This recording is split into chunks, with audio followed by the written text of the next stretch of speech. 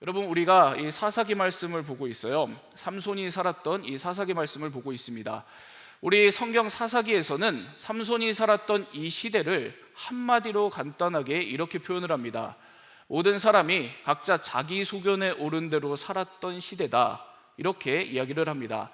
자기 소견에 오른 시대로 살았다는 거예요. 그러니까 자기 생각에, 내 생각에 모든 사람들이 그렇게 살아가는 그런 시대였다는 겁니다. 여러분, 그런데 우리가 한 가지 더 생각을 해볼 것이 있어요. 이 당시에 이스라엘 땅에서 살아가던 모든 사람들은 바로 하나님의 사람들이었습니다. 하나님의 사람들이요. 그러니까 이 사사 시대는 어떤 시대였냐면, 다른 세상에 믿지 않는 사람들이 아니라 하나님을 알고 하나님을 섬긴다고 하고 하나님을 따라서 산다고 하는 하나님의 사람들이, 하나님의 뜻이 아니라 각자 자기 소견에 오른 대로, 내 생각에, 내 기준에 오른 대로 판단하며 각자 도생하면서 살아갔던 그런 시대였던 겁니다. 사사기 21장 25절 말씀을 한번 보겠습니다. 사사기 제일 마지막 구절이거든요. 사사기 21장 25절 말씀 우리 함께 읽어보도록 하겠습니다. 시작.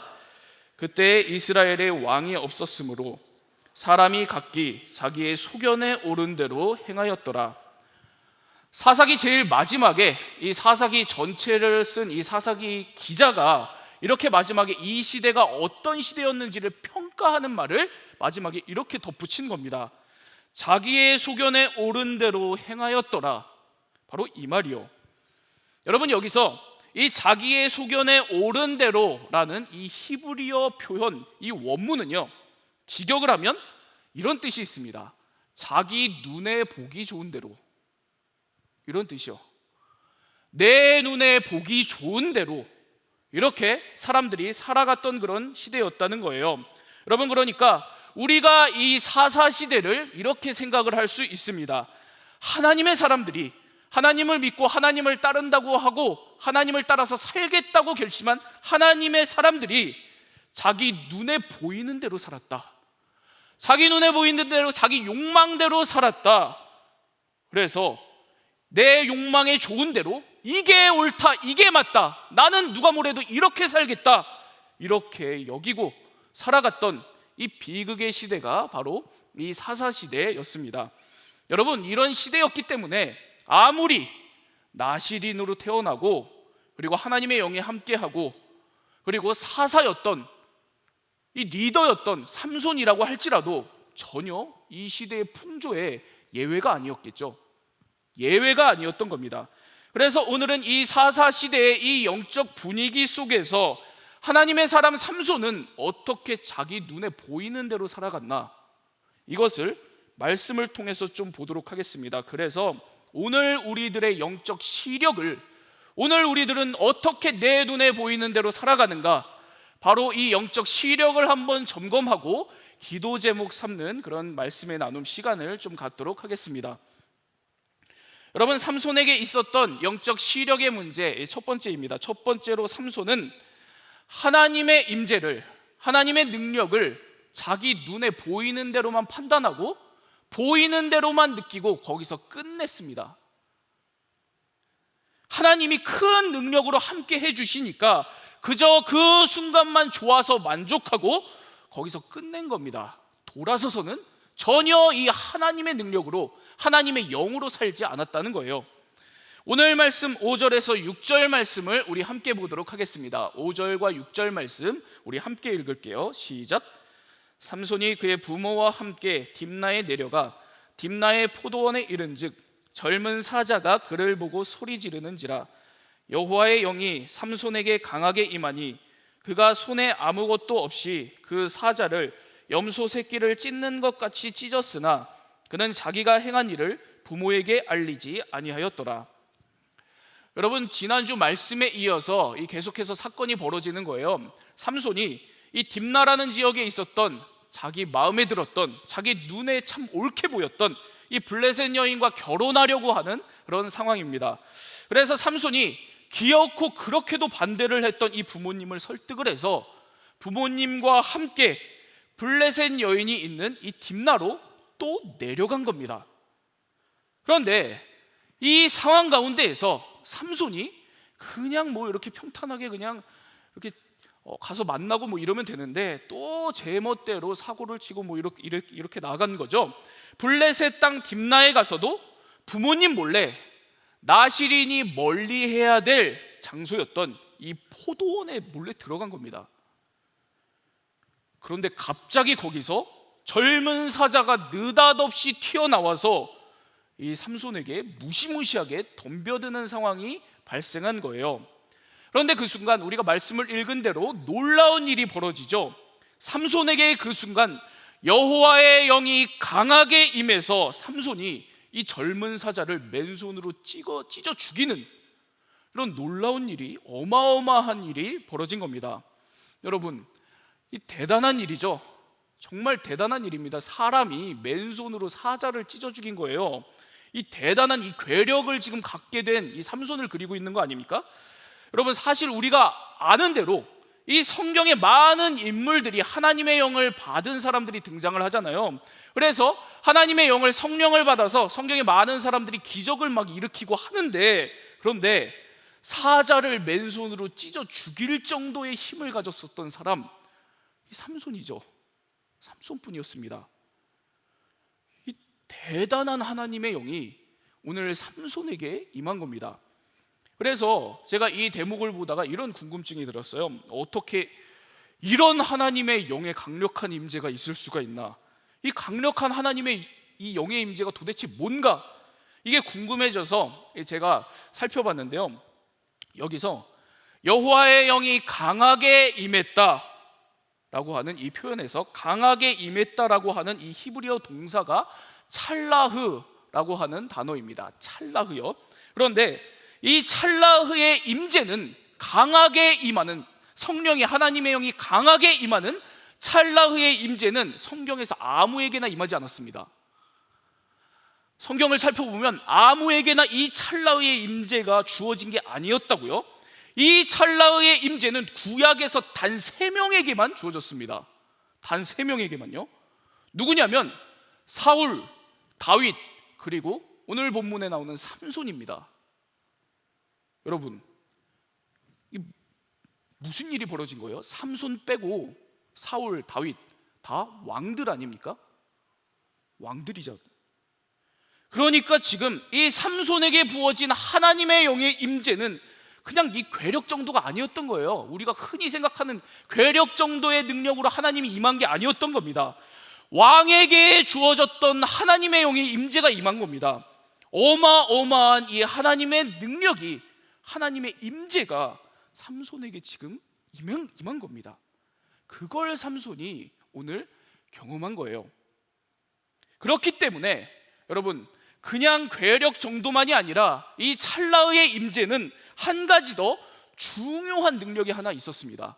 그게 뭔지를 말씀을 드릴게요. 사무엘상 10장 6절 말씀입니다. 제가 읽겠습니다. 내게는 여호와의 영이 크게 임하리니 너도 그들과 함께 예언을 하고 변하여 새 사람이 되리라. 이 말씀은 선지자 사무엘이 사울에게 기름을 부어서 왕을 삼을 때에 사울에게 한 말입니다. 너에게 이제 여호와의 영이 찰나으로 크게 임하리니, 첫 번째로 예언의 능력이 너에게 주어질 것이다. 그리고 거기서 끝나지 않고 두 번째가 있습니다. 두 번째로 너의 존재가 이전과 완전히 다른 새 사람이 되어서 하나님의 사람으로 살아가게 될 거다. 이 말을 사무엘이 사울에게 한 겁니다. 여러분, 이 찰나의 임재가 임한 사람은 큰 능력이, 하나님의 뜻대로 살아갈 수 있는 큰 능력이 주어지고 한 가지 더 그 존재가 변해서, 사람 됨됨이가 변해서 하나님의 사람답게 살아갈 수 있는 그런 존재, 이 변화, 새 사람이 된다는 겁니다.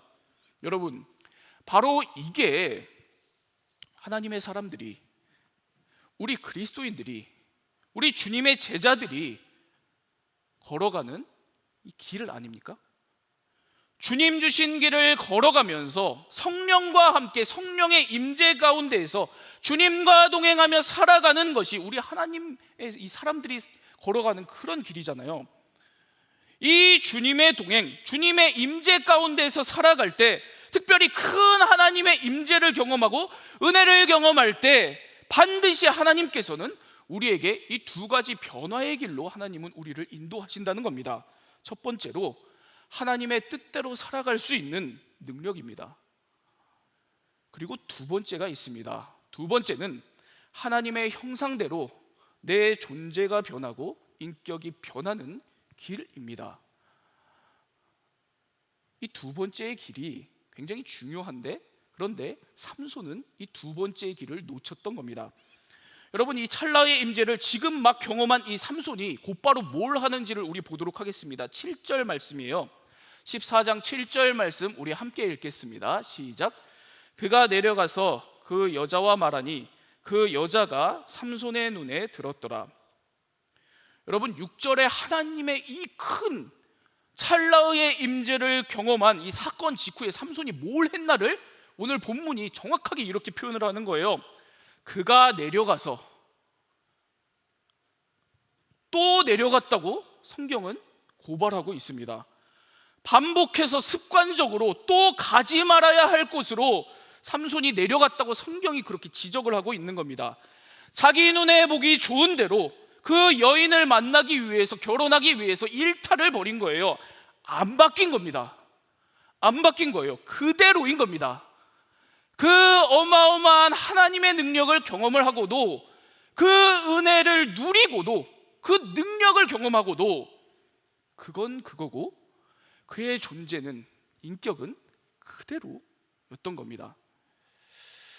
여러분, 제가 이 삼손의 이 모습을 설교를 준비하면서 묵상하다가 제 머릿속에 이 불쑥 떠오른 글이 하나 있었습니다. 그게 뭐냐면 성품의 사다리의 법칙이라는 글입니다. 성품의 사다리 법칙이요. 이 존 맥스웰이라고 하는 사람이 쓴 사람은 무엇으로 성장하는가 라는 책이 있어요. 이 책을 보면 우리 사람들이, 우리 인간이 성장을 하는데 이 중요한 몇 가지 법칙들이 있다고 얘기를 합니다. 그 법칙들을 이야기를 해요. 그런데 그 중에 제가 가장 관심 있게 읽었던 법칙이 바로 이 성품의 사다리라고 하는 이 법칙이었습니다. 이 성품의 사다리 법칙은 이런 거예요. 들어보세요. 여러분, 우리가 사회를 살아가면 지금까지 살아온 이 사회생활은 필요한 능력을 얻는 것에 우리가 집중하면서 살아왔습니다. 그렇죠? 필요한 능력에만 신경 쓰면서 살아온 겁니다. 그런데 이 문제가 있다는 거예요.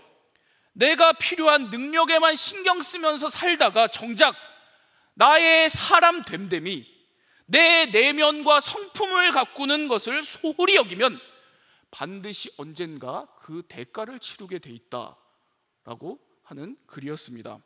그것을 이 사다리로 비유해서 설명을 하거든요.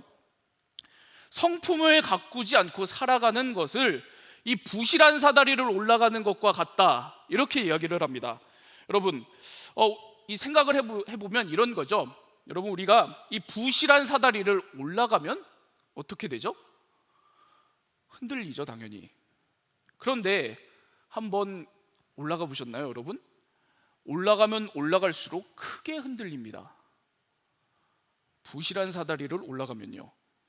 그러다가 결국에는 크게 흔들려서 아래로 떨어지고 마는, 바로 이런 법칙이 바로 성품의 사다리 법칙이다, 이렇게 이야기를 합니다. 여러분, 우리 사회에 이 많은 유명 인사들이 이 성품의 사다리에서 흔들거리고 굴러 떨어지는 것을 우리가 종종 봅니다. 그렇죠? 능력 때문이 아니잖아요. 좋은 성품을 가지지 못해서 사람 됨됨이에 문제가 있어서 해를 끼친 것이 결국에는 그 올라가서 문제가 되고 결국에는 넘어지는 것을 우리가 종종 봅니다. 여러분, 그런데 사회 유명 인사들까지 갈 것도 없죠. 여러분들이 직장이나 학교, 사회의 모든 이 관계에서 크게 경험하고 있는 게 바로 이 성품의 사다리 법칙 아닙니까? 그렇죠? 겪어보니까 능력이 문제가 아니잖아요. 능력이 정말 문제 아니죠.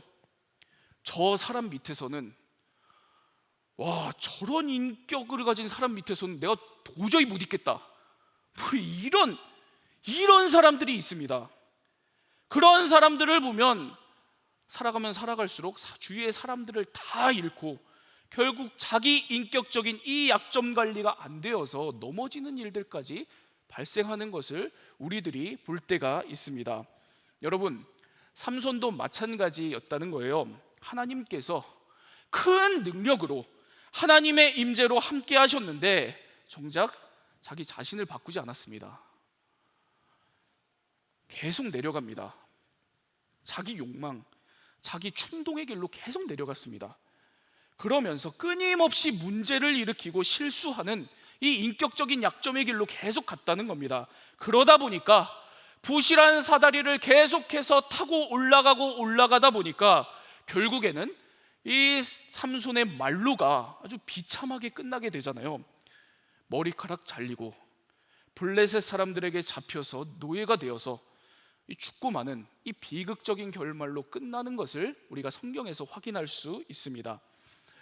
여러분, 이런 차원에서 제가 이번에 종강한 이 기도학교를 제가 8주 동안 진행을 했거든요.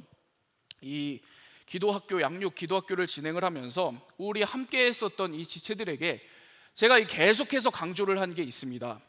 그게 뭐죠? 침묵입니다. 침묵을 좀 하자, 침묵 좀 하자는 것을 계속 강조했습니다.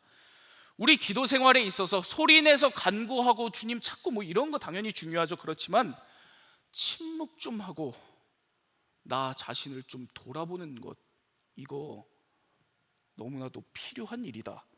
그래서 우리 신앙생활이 이 밸런스가 좀 맞아야 된다, 이런 얘기를 제가 강조해서 제가 몇 번을 했습니다. 제가 이걸 이렇게 강조를 하는 이유는 다른 게 아니에요. 제 경험이 그렇습니다. 제가 지금까지 이 신앙생활하면서 너무도 이 절실히 경험한 것이 바로 이겁니다. 나를 돌아보는 게 너무나도 중요하구나. 제가 이거를 많이 경험을 했습니다.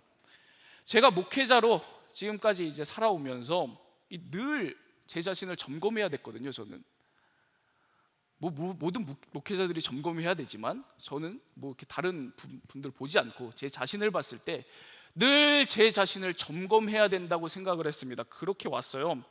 왜냐하면 제가 제 자신의 이 인격이 얼마나 부실한 사다리로 건축되어 있는지, 세워져 있는지를 너무 제가 잘 알았기 때문에, 하나님께서 너무 잘 아시고 내가 너무 잘 알았기 때문에, 그리고 또 집에 있는 제 아내도 너무 잘 아는 거죠. 제 인격이 얼마나 부실한 사다리로 건축되어 있는지요. 제가 20대 내내, 제가 이렇게 설교에서 몇 번을 얘기를 했는데, 저는 20대 내내 이 부실한 인격의, 부실한 성품의 사다리에서 살았습니다. 제가 말씀을 통해서 이렇게 돌아보게 됐거든요. 20대 내내 생각을 해보면 늘 다른 사람을 저를 위한 어떤 도구로 생각을 하면서 살았어요. 내가 이용해야 된다.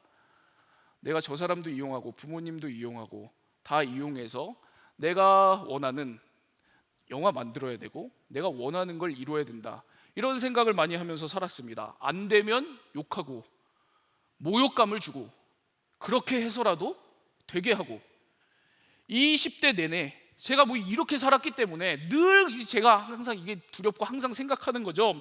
저의 이 내면이 언제든 이 인격이 다시 튀어나올 수 있다, 이런 생각을 늘 합니다. 이 경계심을 늘 붙들고 살거든요.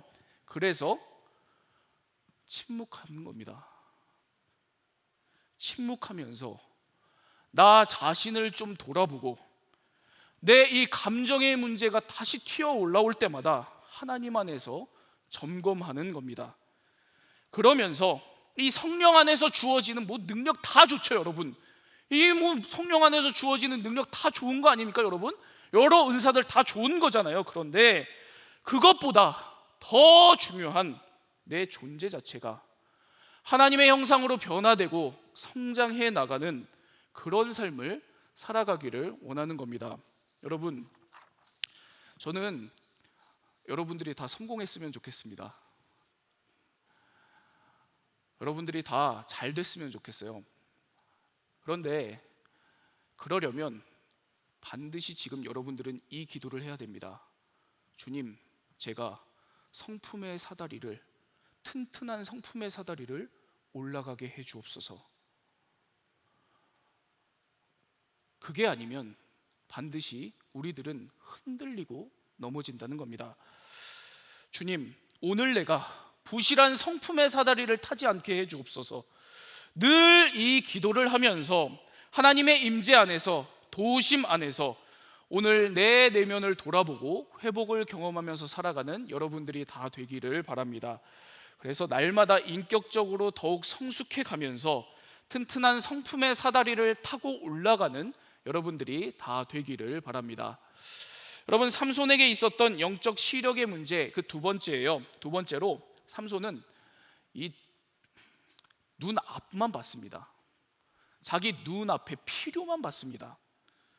하나님의 시선으로, 넓은 시선을 가지고 살아가는 것이 아니라 당장 자기 눈앞에 필요를 채우는 것에만 빠져 있었다는 겁니다. 오늘 말씀 8절에서 9절 말씀을 우리 함께 보겠습니다. 8절과 9절 말씀 함께 읽을게요. 시작.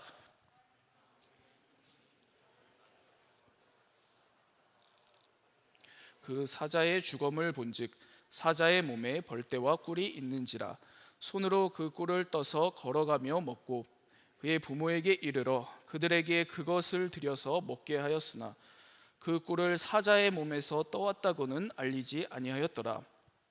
여러분, 삼손은 하나님께 바쳐졌다고 하는 이 나실인이었습니다. 사사기 13장을 보면 이 삼손이 출생할 때의 일화가 나와요. 그때 여호와의 사자가 이 삼손의 부모를 찾아와서 이 아이 삼손은 하나님께 바쳐진 나실인으로 태어날 것이다, 이 출생 예고를 합니다. 그리고 이 출생 예고에 이어서 그렇다면 이 아이 삼손이 나실인으로 어떻게 살아야 되는지 그 규칙들을 몇 가지를 알려줘요. 뭐 이런 겁니다. 평생 포도주와 독주를 마셔서는 안 된다. 시체와 같은 부정한 것을 건드려서도 안 된다. 머리를 자르면 안 된다. 이 삶의 규칙들을 이렇게 열거해서 이야기를 해줍니다. 그런데 그리고 나서 이 여호와의 사자가 왜 그렇게 살아야 하는지, 왜 그걸 하지 말아야 되는지, 왜 그렇게 삼손이 이것들을 지키면서 살아야 되는지 그 이유를 정확하게 이렇게 부모에게 이야기를 해주거든요. 13장 5절입니다. 제가 읽겠습니다. 보라, 내가 임신하여 아들을 낳으리니 그의 머리 위에 삭도를 대지 말라. 이 아이는 태에서 나옴으로부터 하나님께 바쳐진 나실인이 됨이라. 그가 블레셋 사람의 손에서 이스라엘을 구원하기 시작하리라 하시니. 이 여호와의 사자가 이렇게 이야기를 하는 겁니다. 이 아이 삼손이 이런 규칙들을 지키면서 살아가야 되는 그 이유는 이 아이가 다른 것이 아니라 저 블레셋 사람들의 손에서 자기 백성 이스라엘을 구원할 것이기 때문이다. 그 목적이 있기 때문이다. 이렇게 정확하게 이야기를 해준 겁니다. 여러분, 이게 바로 하나님께서 삼손 한 사람의 인생을 바라봤던 넓은 시선이었습니다. 왜 이걸 하면 안 되는지, 내가 왜 이런 길로 살아가야 되는지, 하나님의 넓은 계획 안에서 진행되어 가는 이 삼손의 인생의 목적이 있었던 겁니다. 여러분, 우리도 마찬가지 아닙니까? 오늘 내가 왜 이걸 하면 안 되는지, 내가 왜 이런 길로 살아야 하는지, 왜 내가 이런 문제를 견뎌야 하는지, 그걸 그저 내가 믿는 사람이니까 참아야지, 오늘도 참아야지, 뭐 어쩔 수 없는 일이니까 내가 그저 견뎌야지, 뭐 이런 게 아닙니다. 여러분, 그렇게 사람이 어떻게 견뎌요? 어떻게 참으면서 삽니까? 그게 아니라 하나님의 사람이라면 하나님께서 우리 인생에 이루어 가실 큰 그림이 있기 때문에 하지 말아야 할 것을 안 할 수 있는 겁니다. 해야 할 것을 할 수 있는 겁니다. 때로는 힘들고 어려워도 참고 견뎌야 하는 것, 참고 견딜 수 있는 겁니다. 하나님께서 내 인생에 이루어 가실 큰 그림이 있기 때문에 시체를 멀리하고, 뭐 술도 멀리하고, 머리를 평생 안 자르고, 머리 평생 안 자르면 얼마나 뭐 걸리적거리고 힘들겠어요. 여러분, 그런데 그걸 다 할 수 있는 겁니다. 왜요? 이 목적이 분명하기 때문에. 하나님께서 내 인생을 이끌어 가실 이 큰 그림을 보는 인생은 이거 다 할 수 있는 겁니다. 그런데 삼손은 오늘 말씀에서 길을 가다가 이 자신이 찢어 죽인 사자의 이 시체를 봐요. 그런데 그 이 사자의 시체를 가까이 가서 보니까 이 놀랍게도 이 사자의 시체 안에 이 벌떼가 있고 이 벌꿀이 거기 있는 거죠. 그러니까 삼손은 지체 없이 자기 손으로 그 벌꿀을 떠서 먹습니다. 그리고 거기에다가 그 벌꿀을 손에 들고 가지고 가서 자기 부모에게도 나눠서 같이 먹게 합니다. 하나님께서 내 인생에 이루어 가실 큰 그림을 보는 장면이 하나도 없었던 겁니다. 하나님의 그 큰 영적인 임재, 그 능력을 경험하고도 이게 왜 나한테 주어졌지? 하나님께서 그렇다면 내 인생을 끌고 가실 그 목적이 있는 게 아닌가? 큰 그림이 있는 게 아닌가? 이걸 단 한 번도 생각하지 않고 오직 지금 내 앞에 있는 이 사자 안에 있는 꿀만 봅니다. 이 달콤하고 지금 내 필요를, 욕망을 채워줄 이 사자의 꿀 하나만 본 겁니다. 그리고 이걸 먹기 위해서 죽은 시체를 멀리하라는 하나님의 규칙을 간단하게 무시를 합니다. 사자의 꿀 하나 때문에, 이 사소한 사자의 꿀, 당장 지금 내가 먹지 않아도 사실 생각을 해보면 큰일 안 생기는데, 죽을 일이 아닌데 내 인생의 큰 그림을 바라보지 못하고 당장 내 눈앞에 있는 이 사소한 사자의 꿀 하나에 휘둘려서 그것만 바라보고 목매어서 살아가는 바로 이런 인생이 이 삼손이었던 겁니다. 주중에 저한테 이런 일이 하나 있었습니다. 저희 부목사님들 중에 저희 교회 부목사님들 중에 저하고 이제 신학대학원을 같이 다녔었던 동기 목사님들이 저 말고 이제 4분이 더 있습니다. 동기들이 이렇게 한 교회에 많기 참 사실 쉽지 않거든요. 그래서 만나면 이제 저희 학교 다녔을 때 얘기들을 좀 종종 하곤 해요. 이번에 오신 목사님 중에 한 분과 이제 주중에 이제 저희 이런 이야기를 나누게 됐습니다. 이 목사님이 저희 교회 오고 나서 자기가 이제 우리 상당교회 오게 됐다고, 이제 저하고 같이 사역을 하게 됐다고 이제 다른 이 동기 목사님들한테 이야기를 했대요. 다른 동기 목사님들한테 이야기를 했더니 그 중에 한 동기 여자 목사님이 이렇게 이야기를 하더래요. 그 오빠 아직도 목회를 하냐고. 목회 안 할 줄 알았는데 아직도 목회를 하냐고 이렇게 얘기를 했다는 거예요. 그 얘기를 듣는 순간 갑자기 이렇게 화가 막 이렇게 올라오면서 그 목사님 누구냐, 도대체 무슨 뜻에서 그런 얘기를 한 거냐, 제가 이렇게 물어보다가 그 캐물을 일이 아니구나. 그리고 제가 그만뒀는데 제가 인정한 거죠. 뭐 사실 제가 부정할 수는 없으니까 제가 과거에 어떻게 살았는지를 제 과거에 함께 했었던 사람들이 너무 잘 아니까 제가 부정할 수는 없는 겁니다. 제가 20대를 생각해 보면 정말 사자의 꿀만 바라보면서 살았습니다. 사자의 꿀이요. 제 눈앞에 보이는 필요, 욕망만 보면서 살았다는 거예요. 그래서 하고 싶은 대로 정말 많이 하면서 살았습니다. 당장 내 눈앞에 보이는 대로, 내 욕망이 원하는 대로 그렇게 살았던 그런 인생이었습니다. 제가 대학교 때 다녔었던 학교의 이 영화과 수업이 그때 당시에 1교시가 10시 반이었어요. 굉장히 독특하죠? 10시 반이 1교시였습니다. 왜냐하면 아무도 안 와요. 자유로운 영혼들이 일찍 시작하면 아무도 안 오는 겁니다. 그게 10시 반이었어요. 원래 이 학교 규정대로 2교시부터 시작했던 거죠. 맞는 것 같은데 2교시부터요. 다들 안 오는 겁니다, 수업을. 그래서 교수님도 늦게 오시고 안 올 때가 있고, 제가 모교가 어딘지를 밝히면 안 돼요. 그 분위기에서 사실 저도 크게 다르지 않았습니다. 잘 안 갔어요, 수업을. 전날 놀기 시작해서 아침까지 놀면 또 피곤하니까 수업을 가면 안 갔고, 자고 싶으면 그냥 자고, 딴 거 하고 싶으면 그냥 딴 거 하고, 그러다 보니까 제가 한 학기 동안 4번 나간 수업 수업도 있습니다. 그러니까 당연히 뭐 중간에 드롭한 수업도 있겠죠. 다행히 제가 이제 학사 경고는 면했는데, 아무튼 제가 그랬습니다. 그런 제가 신학교 들어가니까 너무 힘든 거예요. 신학교 들어가니까 1교시가 8시 반입니다. 와, 10시 반 1교시로 살아온 인생이 8시 반 1교시로 살면 여러분 그 2시간의 시차라는 건 굉장히 크거든요. 시차 적응이 굉장히 거기다가 처음 들어가면 뭐 경건학기라고 해가지고 거기 기숙사에 같이 머무르면서 경건 생활을 하면서 매일같이 새벽 기도를 나가야 되고, 정말 미치는 줄 알았습니다. 이렇게는 살 수 없구나. 내가 이거 어떻게 이렇게 평생을 살지? 이런 생각을 정말 신학교 처음 들어가서 많이 했어요. 나의 이 자유를 계속 자제해야 되고 맞춰야 되고 참아야 되는 이 모든 것들이 너무 힘이 드는 겁니다. 그런데 그것 때문에 막 씨름을 하다가 어느 날 저에게 이 깊게 말씀 하나가 다가왔거든요. 이 어떤 말씀이냐면 이 다윗 이야기입니다. 사무엘하 23장 15절에서 17절까지의 말씀이에요.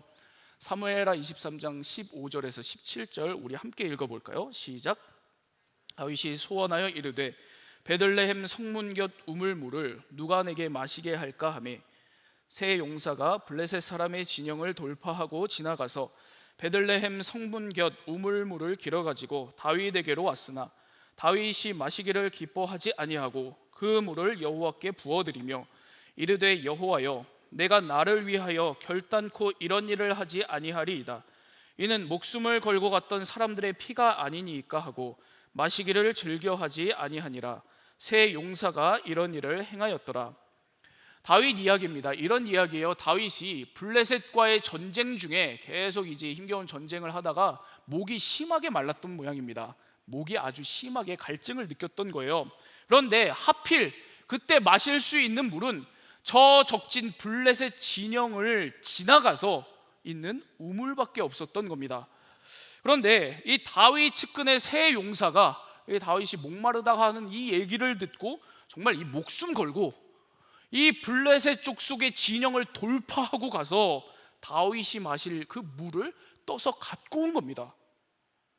그런데 성경이 그 다음에 이렇게 기록을 해요. 다윗이 그 물을 마시기를 즐겨하지 아니하니라. 다윗이 그 물을 마시지 않았다는 겁니다. 오히려 그 물을 다윗은 여호와 하나님께 부어서 내어드리면서 다윗이 이렇게 이야기를 합니다. 하나님, 내가 다시는 이런 일은 하지 않겠습니다. 내 이 소중한 사람들, 귀중한 사람들을 위험에 빠뜨리는, 하나님이 내게 맡기신 이 백성을 위험에 빠뜨리는 이런 일은 제가 하지 않겠습니다. 이렇게 얘기를 하고 물을 다 하나님께 바치고 자기는 물을 마시지 않았다. 이런 기록입니다. 다윗에게는 큰 그림이 있었던 겁니다.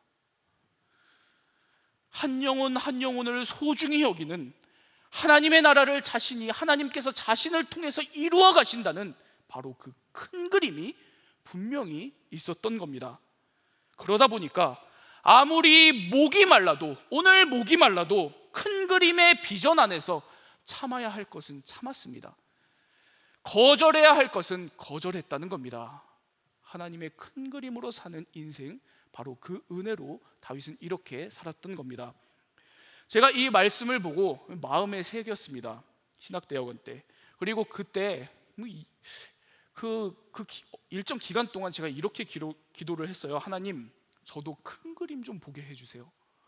제가 지금 당장 내 눈앞에 있는 이 상황 때문에 힘겨워하고 이걸 뭐 어떻게 견뎌야 되나 참아야 되나 늘 이거에만 골몰해서 지금 이 씨름하면서 그냥 아둥바둥하는 인생이 아니라 이런 나에게 하나님이 갖고 계신 큰 그림을 오늘 나에게 보여주셔서 제가 그 큰 그림 안에서 버티고 참고 이기면서 오늘을 살아가게 해주옵소서. 제가 이 기도를 반복하면서 기도하며 하나님께 나아갔었던 기억이 아직도 생생히 납니다. 여러분, 오늘 여러분들에게도 바로 이 큰 그림의 은혜가 있기를 바랍니다. 하나님, 오늘 저에게도 큰 그림을 좀 보여주옵소서. 이렇게 하나님의 큰 그림을 오늘도 구하면서 이 큰 그림의 은혜로 살아가는 여러분들이 다 되기를 바랍니다. 여러분, 그럴 때라야 사자의 시체를 만나본다고 할지라도, 사자의 꿀을 오늘 내가 보게 된다고 할지라도 그것에 휘둘리지 않고 여러분들의 길을 갈 수 있습니다. 먹지 않고 마시지 않고 참고 견디면서 하나님께서 주신 여러분들만의 길을 갈 수 있다는 겁니다. 그래서 하나님의 사람으로 성장하며 믿음의 사람으로 살아갈 수 있습니다. 여러분의 인생을 향한 이 큰 그림을 보게 하시는 하나님의 은혜가 오늘 여러분들에게 가득 임하기를 바랍니다. 그 큰 그림을 보고 오늘을 견디고 이기면서 오늘도 믿음의 삶을 살아가는 여러분들이 다 되기를 바랍니다. 사랑의 하나님 아버지, 하나님, 우리들의 삶이 정말 하나님께서 원하시는 그러한 삶으로 나아가기를 원합니다. 하나님, 우리 상당대학 청년부, 우리 모든 지체들, 그리고 우리 함께 예배를 드리고 있는 모든 지체들, 주님의 사람들, 하나님, 이 시간 다시 한번 주님께서 붙들어 주옵소서. 무엇보다도 하나님, 삼손에게 부어주셨던 찰나흐의 그 거룩한, 그 위대한 그 하나님의 영을 부어주시고 그렇게 하나님의 임재로 함께하여 주셔서 다시 한번 하나님과 동행하며 하나님께 붙들린 인생으로 살아가는 우리 모두가 되게 하여 주옵소서. 하나님, 그리고 한 가지 더, 하나님, 우리가 하나님의 영에 붙들려서 하나님의 임재로 살아갈 때 하나님, 우리들의 삶에 있어서 우리들이 늘 내려가는 모든 인생의 모든 길들을 다시 한번 우리들이 단절하고 돌아서서 하나님께서 우리에게 허락하시는 튼튼한 사다리를, 성품의 사다리를 올라가는 우리 모두가 되게 하여 주옵소서. 그리하여서 하나님께서 원하시는 모습으로 늘 성장해 가며 우리의 평생에 하나님의 이름을 높이며 하나님의 사람으로 하나님의 나라를 이루어가는 우리 모두가 될 수 있도록 주님 인도하여 주옵소서. 하나님, 우리들에게 오늘 나의 인생을 이끌어 가시는 하나님의 큰 그림을 우리 모두에게 보여주시기를 기도합니다.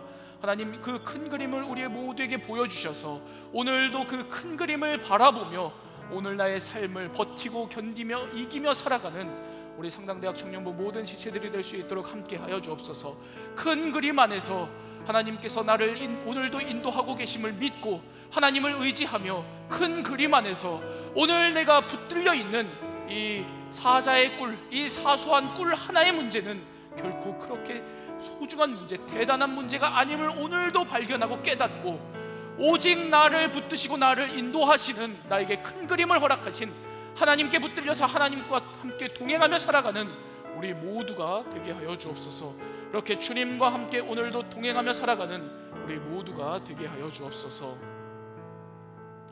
이제는 우리 주 예수 그리스도의 은혜와 하나님의 극진하신 사랑과 성령의 보호하심, 인도하심의 역사가 삼손과 같은 잘못된 길로 가지 않고 오늘 다시 한번 하나님께서 원하시는 하나님의 사람으로 결단하며 나아가기로 결단한 우리 상당대학 청년부 모든 지체들의 머리 위에, 삶 위에, 또 이 시간 함께 예배를 드리고 있는 모든 주의 종들의 머리 위에, 삶 위에 이제로부터 영원토록 함께하여 주시기를 간절히 축원하옵나이다. 아멘.